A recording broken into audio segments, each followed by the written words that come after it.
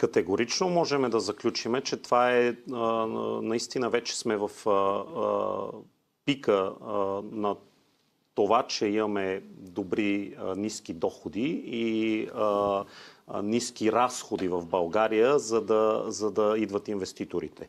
Да, имаше такъв пик и той беше между 2008 и 2013-2014 година. От тогава ръста в възнагражденията, ръста в цените на имотите, ръста в наемите, абсолютно цялата икономика е много нагоре и наистина средата много се промени. Вече не можем да привличаме инвеститори просто защото сме ефтини. А и то не трябва. Никога ние не трябваше да го допускаме.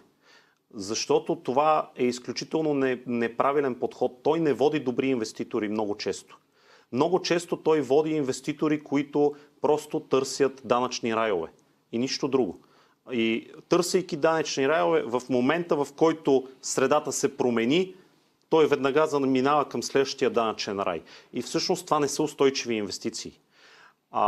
Много отдавна трябваше да се работи върху много по-сериозно технологичното развитие на бизнеса. Много по-сериозната комуникация между образователната система и бизнеса. Защото допреди 1-2 години нито една гимназия, нито един университет нямаше адекватна програма с бизнеса за обучение, за подаване на кадри към определени бизнеси.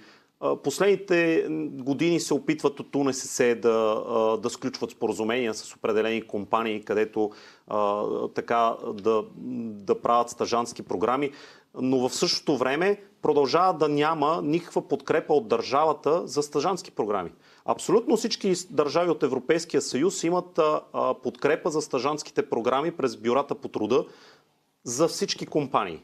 В България сега за първи път, преди един месец, попаднах, че ще бъде пусната програма, незнайно кога все още, ще бъде пусната програма за стажантски програми, които да се финансират през бюрата по труда и през европейски фондове. Няма как просто образователната среда да обучава едни хора на теория и да не им показва практиката. А за да им покаже практиката, тя трябва да си партнира с бизнес. Само че никой не подема тази инициатива. А тя трябва да тръгне от държавата.